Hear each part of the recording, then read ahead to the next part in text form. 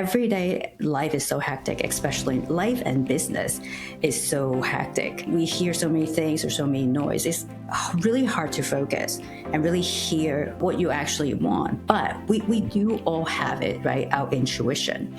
So I think, of course, numbers are good, for analytics, and advisors are good, but ultimately I think we always have this gut feel, right? Whether we like someone, something is right or wrong, and the other stuff are just our tools to help us to make better decisions. After the win, the exit, the IPO, the applause fades. Who are you? Today we explore why success can feel strangely hollow and what leaders miss when everything finally works.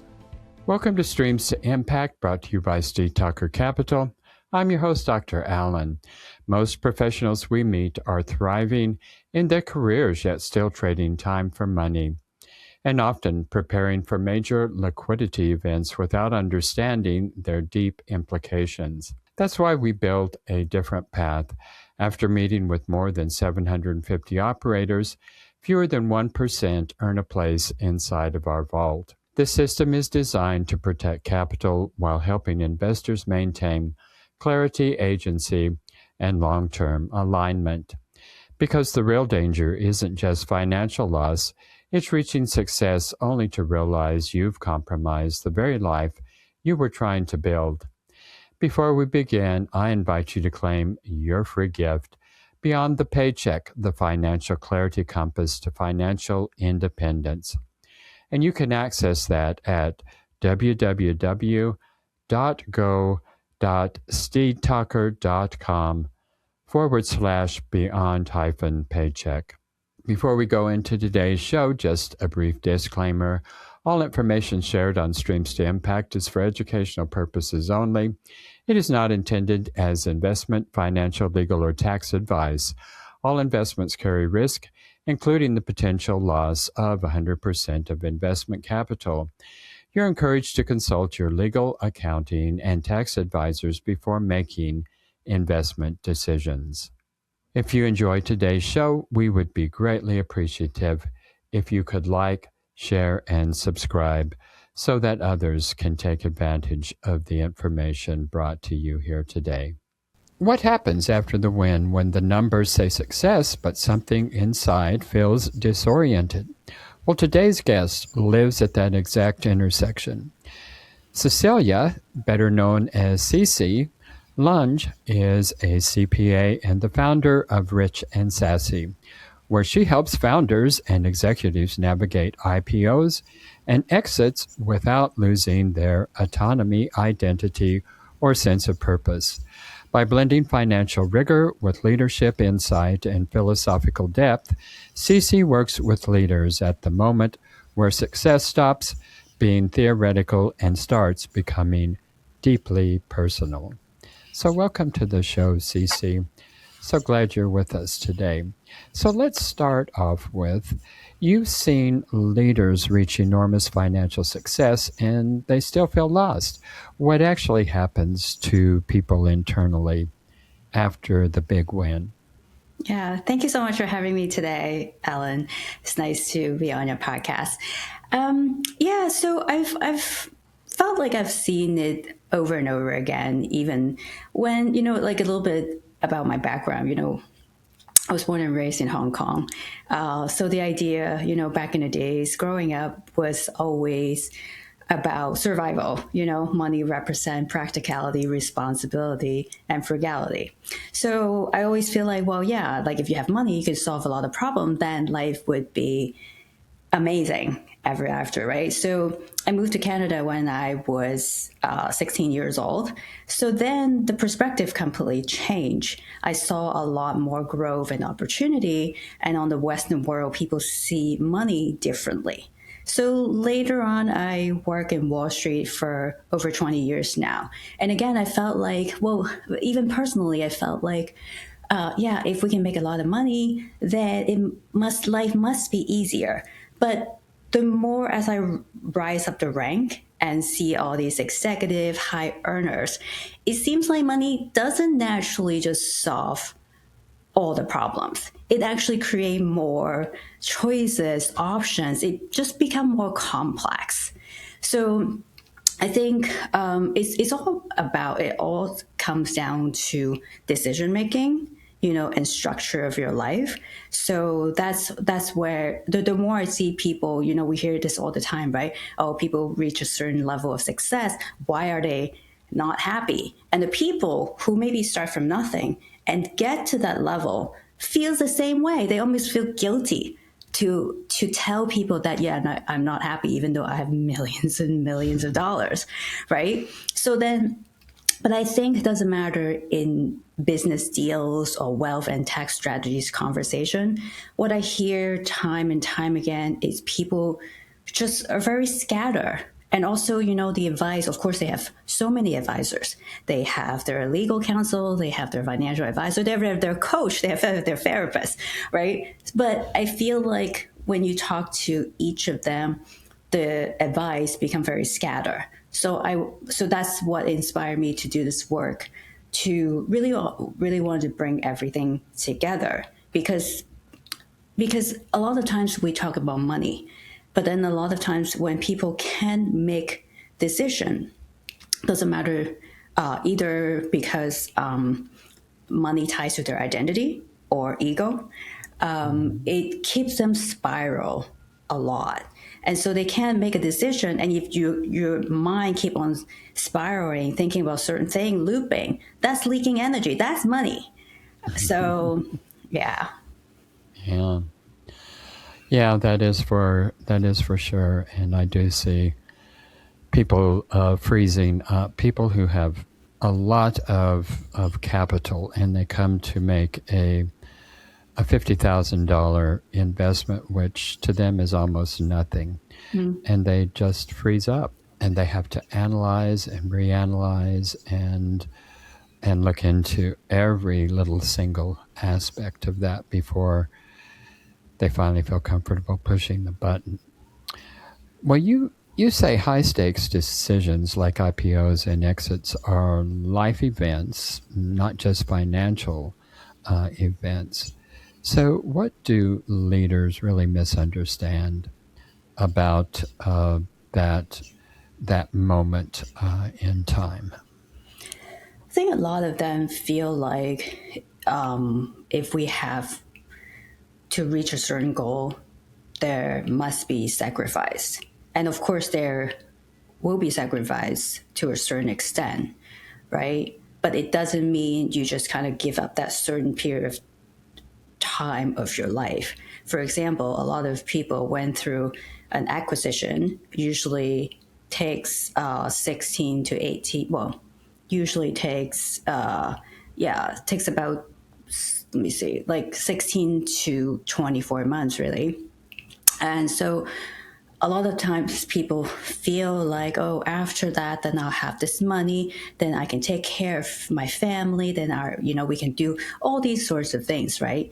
But ironically, I've seen so many things, especially when it comes to family. Like I've seen divorces happen right after these, events happen, or people have aging parents, or sort of like just family, or it doesn't matter, family or loved ones or personal issues, right? They just kind of ignore, even some of them, including their personal health issues. So they just kind of ignore. They feel like, well, it will get better soon, right? So you kind of just like keep grinding, keep grinding, keep grinding. And when that day comes, it's almost like, we think of our machine, they think of our body, or think of our body as a machine. And of course we can keep on going, but until it stop, then, some people get sick, and, we see it all the time from people around us. But I think when it happens to other people, we just feel like, oh, that just happened. It kind of hits you for a second. But then when it actually happens to you, then it hits differently. So I think people, like always feel like, oh yeah, when we get there, it'll get better. So they just kind of just not living the moment, not living today. Yeah. And then it gets there, and they're so used to just postponing that they can't come to the present moment and enjoy it. yeah, it can be frightening in the present moment reality, oftentimes. So, in terms of even when everything is technically correct, sometimes it still leads to deeply unsatisfying outcomes. So, how do you advise leaders to prepare for these moments of coming to the end of this long drawn out 16 to 24 months period when they've been, in a lot of respects, living on edge because you never know until it closes whether it's actually going to close. And so you're, in that respect, living on edge. You're always looking towards that day that it's coming, and then it comes, and everything technically went correct, but you still feel very unsatisfied. How do you prepare people for that moment? I think that's actually a really, really great question. So, because a lot of people spend such a long time to prepare for these events, it doesn't matter if it's IPO or M&A, right? So at the very end, I've seen deal fall through at the very end, which at the time it felt like, oh my God, that's the end of it. Like, I cannot believe it, like waste of our money. And, people just kind of really want to get it done and move on with their lives, right? And, after so many negotiations, usually, especially the last couple of months before the deal finalized and closed, usually when there's all sorts of issues that came up. But in hindsight, when I see so many different outcomes, so it's actually a good thing sometimes a deal doesn't happen. I mean, some people will still push through it, meaning, for example, it's never really so much about money. It is, but sometimes it's also about people. Funny enough, because a lot of deals, for example, it looks good on paper. The revenue number makes sense, the projections and everything makes sense, right? But all these CEOs actually don't get along. So you kind of like but you do have to work with the work with the team or the person that you're going to bring into this new company, the new formation. And so people will be like, yeah, we'll figure it out, right? Then, but let's just say two scenarios here, right? Which I've seen. One is that, you still push through it, figure out the people problem, will figure it out. But once you, like, let's say it's a merger, right? So two companies become one, there's all sorts of issues came up because every companies have its own culture, leadership style, and all that. And then of course, then you try to fix the problem, hire coaches, and then and then there's all this ego involved, and then you try to buy out the other person and all that. That's just a waste of time. You're not really doing any productive work, but spend and waste so much time on these issues, right? On the other hand, I've seen people saw the issue, similar issue, and at the end of it, for whatever reason, they said the price doesn't make sense. They kept trying to negotiate. It didn't work out. It just ended there. Actually, turned out to be so much better. Then you looked for different options, different company to buy or different strategies to continue to grow. And usually it turns out so much, like the outcome is so much better. But I feel like most people, when you're in the weeds, so to speak, you don't, because you're just so tired, like after 16, 24 months, you just like wanted to sign the thing and, get the money and move on with your life. And you think your life will get better because you have that money. You have like kind of the scenario in your head, how it's going to turn out. But reality is it's just create more problems that you probably don't want to see yet, but you will have to resolve it in reality. Yeah. Well, you talk about this aspect of judgment versus advice. So how does a leader know when they're outsourcing judgment instead of actually exercising it? I think a lot of times when you look at a lot of successful people or CEO, people who have lots of responsibility, who have to make decision all day long, not just for themselves, but for the company, for the people. Because when you make decision for the companies, actually, there's tons of people, employees and everybody relying on you, right? So those people, they have a very clear mind. Like their intuition is pretty strong. So sure, they need advisors to give them like a different perspective, or coaches to help them see their blind spots. But I think generally a lot of them have their own practice, which is part of what I do with leaders now, is to make sure, to encourage to really take some time for themselves to clear their mind. Because everyday life is so hectic, especially life and business is so hectic, right? We hear so many things or so many noise. It's really hard to focus and really hear what you actually want. But we do all have it, right? Our intuition. So I think, of course, numbers are good, for analytics, and advisors are good. But ultimately, I think we always have this gut feel, right? Whether we like someone, something is right or wrong. And the other stuff are just, are tools to help us to make better decisions.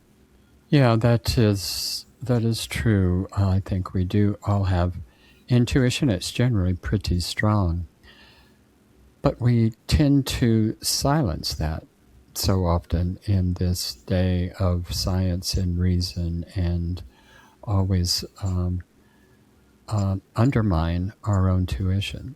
And I know in my case that that doesn't always turn out very well, because I don't know, we're just taught not to listen to that, and that's unfortunate, I think.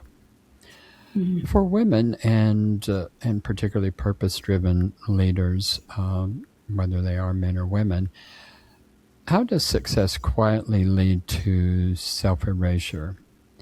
And what does reclaiming authority actually look like? Yeah, I think like for whatever I do right now, I have gone through it myself. I felt like getting out of the corporate world, getting out of Wall Street, when you start building a company, you learn so. I think I speak for most people, if not everybody.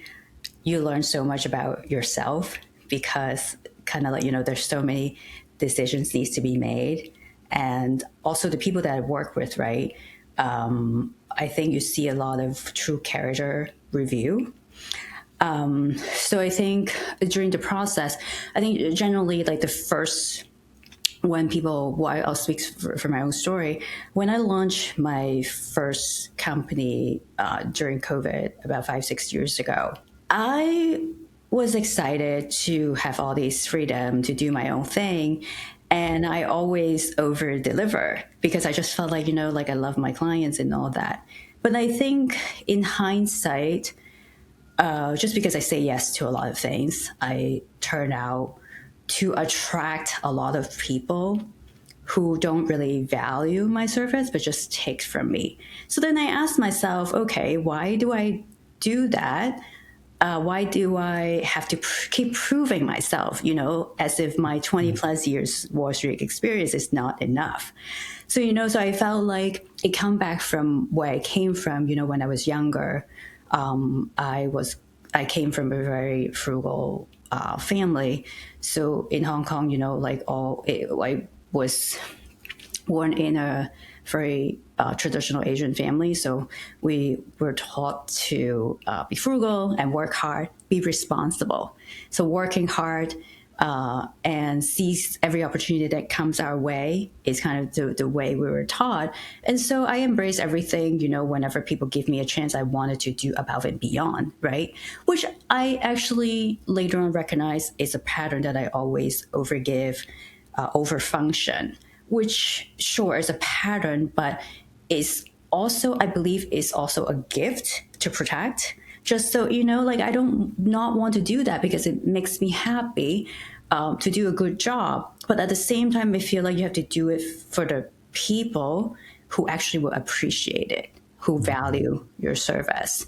So things like that. And again, like especially for women, I feel like also setting boundaries. We can, all these different lessons about like what was instilled to us as a child, and then growing up, are we still doing it? Which I didn't even see it when I was doing it, because I was like, of course I'm not doing it. I'm just doing a good job. Why is it so wrong? Why do I have to explain to people, right? But again, it's not so much about wrong. It's just, again, I think if it has to align with the right people, right client, right team member, to make everything work. So when I said earlier about building a seven-figure firm, so 2 years ago, I think when I reached that level, I felt really, really empty, because so technically at that time, when I reached seven-figure firm, I felt really guilty about, like, why do I not feel excited? I feel safer in the sense that, like, I have more money, and I have everything to show, right? Like, I can show people, yeah, I have a team, I have this product, I have this and this and that, right? I have everything to show for. And so it kind of got me into this journey about, like, what do I actually want? What do I actually need, right? And of course, when you reach seven-figure level, people will be like, well, now you're at a different level. It's almost like playing at the Olympic Games, right? You need different coaches to optimize your life. If you have trauma, things like that, you need to, like, resolve it. So, then of course I get to the higher level, to get the different advisors and all that. But I realized ultimately, it ultimately brings me back to, it's not so much like a spiritual side of things. It's more about kind of growing up the idea, in our culture, in Confucius, the idea is always, we should always start with ourselves. The foundation is within ourselves. Because so often, every day you hear people, every day it's like, well, we want to change the world, right? Yeah, okay. But our culture value always taught us, everything starts from within. There's actually a saying, right? Everything starts from within. So that's your foundation, that's your anchor. Then, you make changes around your loved one, people that are close to you, family, friends, community, right? Then you continue to expand outward to your community, to your country, and then to the world, kind of like that, right? So I think it kind of brings me back to myself, like, what do I need? And keep asking these philosophical questions, because I felt like I've optimized my life, to the best I know how. I've done everything. Why am I so stressed? That's impossible. So which is why, part of, like, I work with Dr. K, who is a philosophical counselor, which not people know about these things, which I think is very important. He's also an executive advisor for our company, and he helped me so much to really brings me back to my center and ask this question: why do you want what you want? Who told you all that? What are these assumptions that shapes your decisions? And, talk about, the meaning of life. What was I born to do, really, right? These kind of deep questions that we don't ask ourselves often, which I think it helps so much, because especially last year, there's so many things happen. So my parents got into a car accident, and then my dad went into ICU and stayed in the hospital a couple months, and then he passed away. So it's almost like, when he was here, I thought about these questions all the time. But then when it hit me, all these questions kind of hit me deeper. Like, what was I born to do?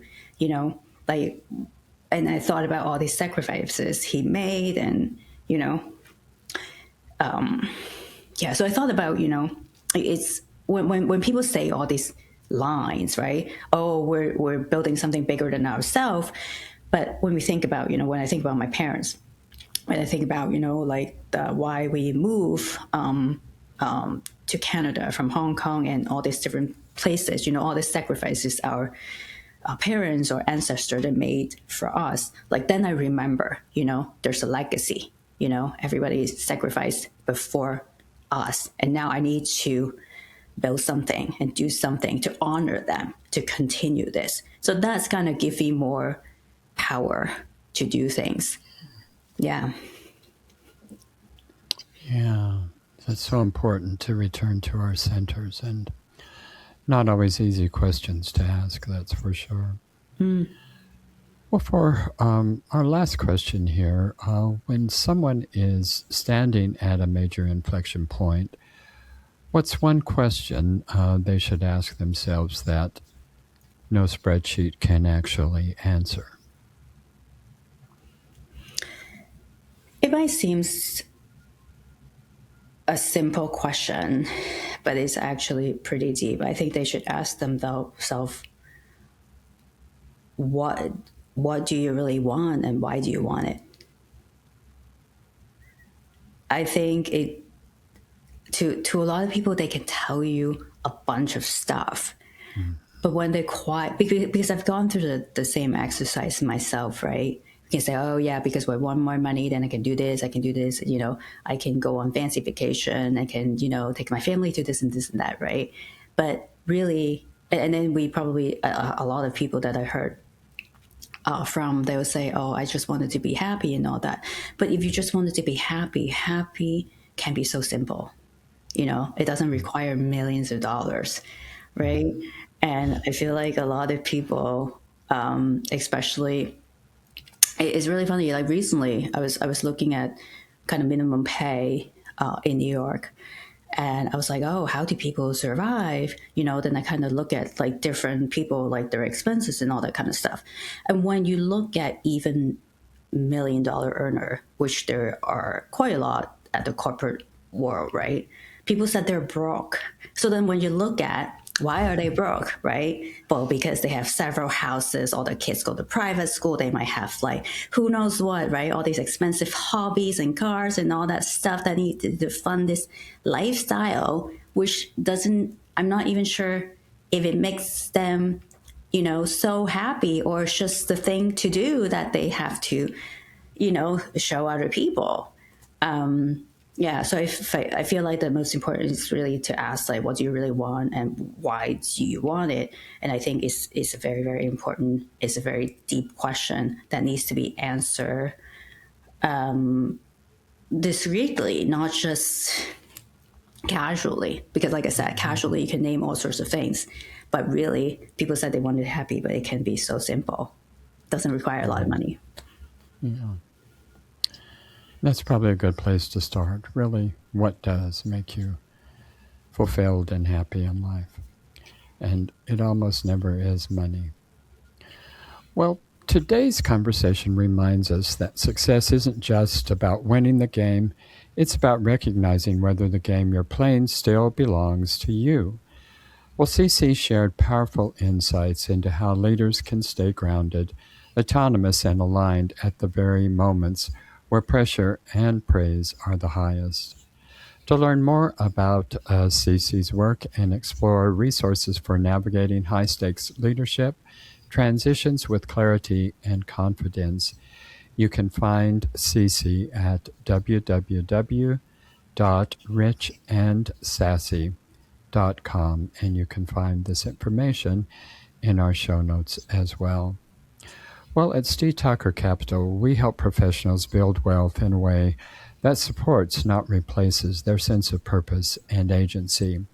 So if you're ready to think beyond the paycheck and toward long-term alignment, be sure to download your free copy of Beyond the Paycheck, the Financial Clarity Compass to Financial Independence. And you can find that at www.go.steedtalker.com/beyond-paycheck. So if this episode resonated with you, please like, share, and subscribe. And until next time, keep building streams that create real impact. Thank you for tuning into Streams to Impact, brought to you by Steed Talker Capital, a company empowering passionate professionals like you to develop multiple streams of passive income built on solid passive real estate investments. As a significant part of our endeavors to make a cosmic and meaningful impact for this world, Steed Talker Capital contributes significant portions of our profits to activities and organizations committed to better understanding the equine. These endeavors attempt to enhance the treatment of horses worldwide. Steed Talker Capital, working for a world where all creatures great and small flourish abundantly. If you are ready to learn how our passive investors have earned an average 33% annual return on their investments, schedule your complimentary passive income to Prideful Impact consultation. Obviously, we cannot continue indefinitely to offer these valuable consultations for free, so grab your passive income to Prideful Impact consultation while you still can. Go to steedtalker.com/passive